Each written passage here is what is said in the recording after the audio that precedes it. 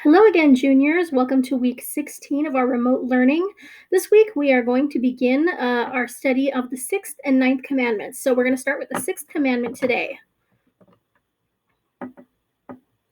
All right, you shall not commit adultery. Our objectives, it seems like a little bit, but there's going to be some interesting stuff here. So here we go. Define and describe the virtue of chastity. Name and describe offenses against chastity. Explain the twofold purpose of marriage, and name and describe offenses against marriage. All right, so just as a brief introduction, this slide is called Male and Female, He Created Them. So it's important to remind us about a couple of fundamental truths about God's plan for marriage. The capacity and responsibility of love and communion is inscribed on the human heart. It is the vocation of every man and woman. So no matter what your sexual orientation is, no matter what your desire for your future vocation, if you want to get married, if you want to be single, if you want to become a priest or religious person, it doesn't matter. Every person is built with the capacity and the responsibility of love and of communion.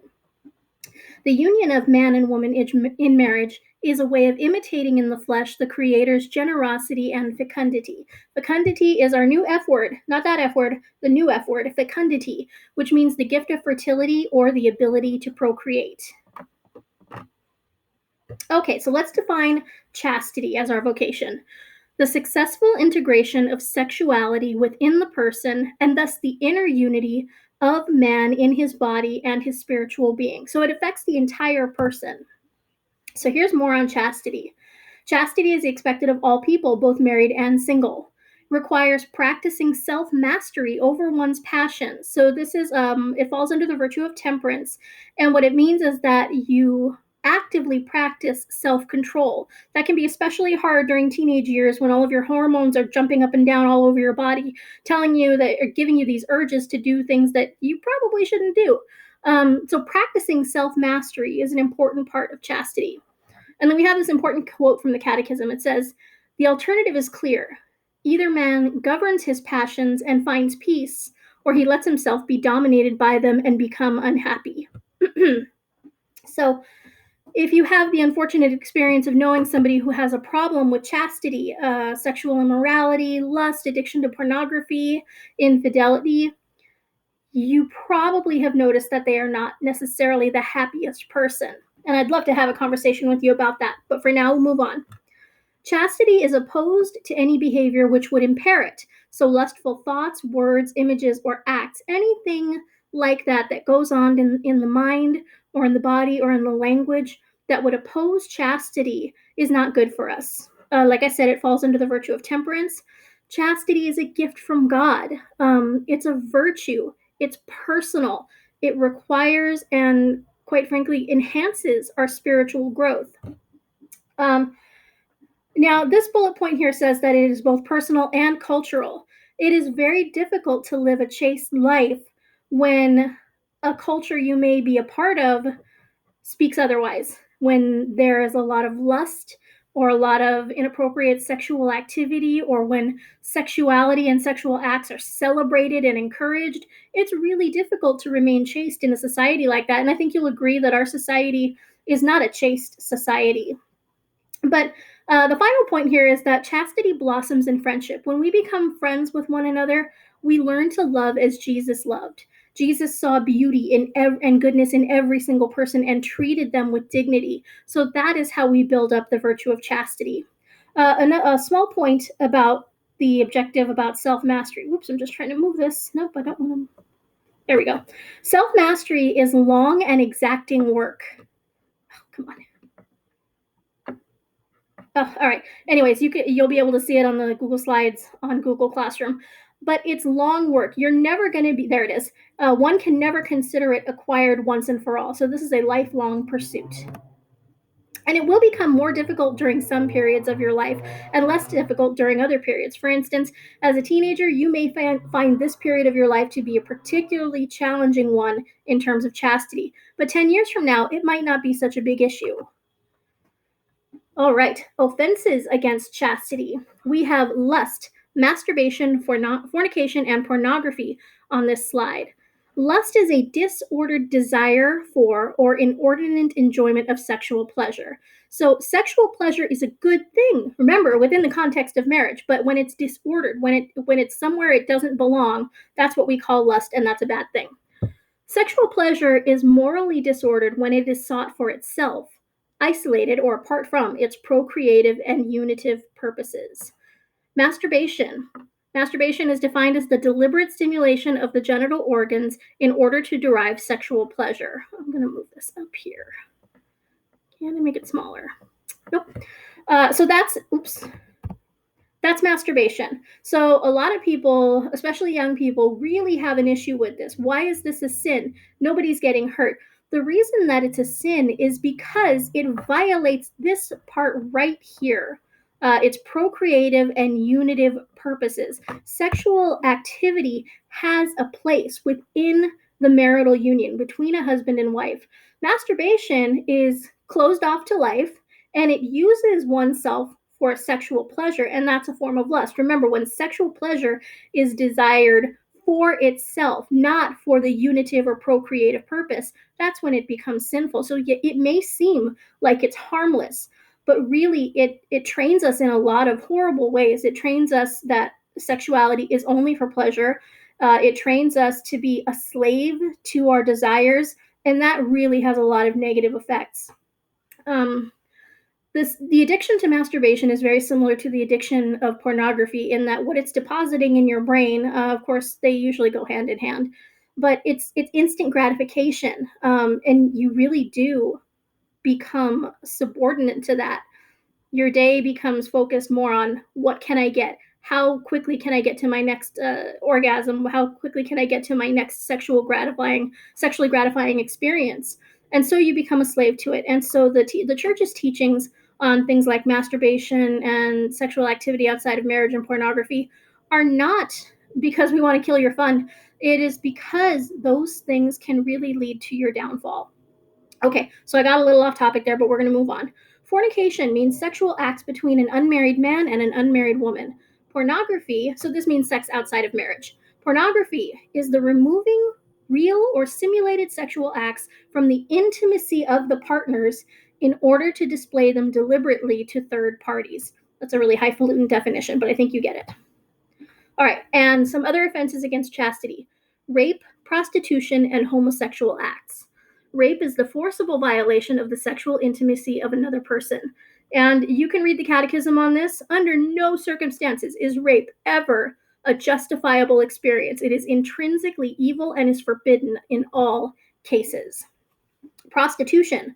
This is reducing a person to an instrument of sexual pleasure through the exchange of sexual acts for money or favor. Homosexual acts. These are sexual acts between two persons of the same gender. So what do these offenses have in common? In each of these instances, sexual pleasure is sought outside of the moral order and in which the total meaning of mutual self-giving and human procreation in the context of true love is achieved. So it removes the procreative and the unitive purposes of marriage. That's the twofold purpose of marriage. I think I'm getting ahead of myself, but it's okay. So in other words, they offend the procreative and unitive purposes of marriage. I also want to talk a little bit more about homosexuality. This is a big topic, and it is not in any way to be ignored or brushed under the carpet. It's a topic that I would love us to have an open dialogue about, and that I want everybody to feel comfortable asking questions about any of this. So let's look at this slide. Our brothers and sisters who identify as homosexual must be accepted with respect, compassion, and sensitivity. No ifs, ands, or buts about it. Even if you know somebody is actively engaged in a sinful relationship with somebody of the same gender, really that is none of our business. That is between the two people involved and God. And what we think about that, it doesn't matter. It really doesn't. It doesn't have any impact on that person's salvation. So we are always to treat people who are in a state of sin with respect, compassion, and sensitivity, just like Jesus would. Every sign of unjust discrimination in their regard is immoral. All people are called to unite to the sacrifice of the Lord's cross, the difficulties they may encounter from their conditions. Now, the Catechism puts this part specifically under the topic of homosexuality, but this applies to everybody. Everybody is born imperfect. We are made good, but we are not made perfect. So we're all going to have a particular struggle. Some people are going to struggle in the area of sexuality and the area of homosexuality. This becomes an opportunity to bear your cross. Some people may have a natural tendency towards violence. Some people may have a natural tendency towards lust. Whatever your imperfect natural tendency is, we are still called and obligated to follow God's laws. So it's an opportunity. It is an opportunity for grace. So we have to pray. I'm going to skip to the last bullet point. We have to pray. We have to rely on friends and good counsel. And we have to participate in the sacraments so that we can approach that Christian perfection that we are all seeking. Homosexual persons, like all people, are called to chastity. Whether you are married, single, straight, homosexual, bisexual, whatever. Every person is called to chastity.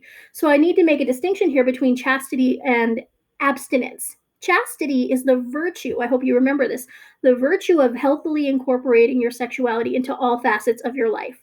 It doesn't always mean abstaining from sex, because even married people have to practice chastity, and they're not abstinent, at least not most of the time. So that's an important distinction. If you have any questions, I'd love you to follow up with me on that. Okay, the love between husband and wife. Sexuality is ordered to the conjugal love in man and woman. The spouses' union achieves the twofold end of marriage: the good of the spouses themselves, that's unitive, and the transmission of life, procreative. Hence, all of the listed offenses against chastity are sins, because they contradict the twofold purpose of marriage, which is fidelity and fecundity. So there's a couple different ways to say it. Fidelity and fecundity, unitive and procreative. I can't remember the other ones. I'm sorry. Let's move on. When spouses give themselves to one another, they are no longer two, but one flesh. I think that's such a beautiful expression. Fecundity is a good. It is a gift and end of marriage, or a goal of marriage. By giving life, spouses participate in God's fatherhood. So in marriage, God makes us procreators in his mission, because he gave life, and now we get to participate in some small way in that process. And it's a beautiful thing. Okay, offenses against marriage. Adultery, which means marital infidelity. Divorce, which is legal separation or dissolution of a marriage. Polygamy, which is multiple simultaneous spouses. Incest, which are sexual acts between blood relatives, or it also counts as sexual acts between adults and the children they are responsible for caring for. Cohabitation, unmarried couples living together as married people. In other words, you live with somebody with all the same rights, or with all the same benefits of marriage without the actual marriage. And then open marriage, which is one or more spouses openly engaging in sexual activity with other people. All right, and finally, just a little bit more about divorce, because I know how greatly this impacts so many of us. If a civil divorce remains the only possible way of ensuring certain legal rights, the care of the children, or the protection of inheritance, it can be tolerated and does not constitute a moral offense. So the church recognizes that there are some circumstances in which two people just cannot live together for very good reason. So the divorce itself is not necessarily a sin. Sometimes it is a necessity.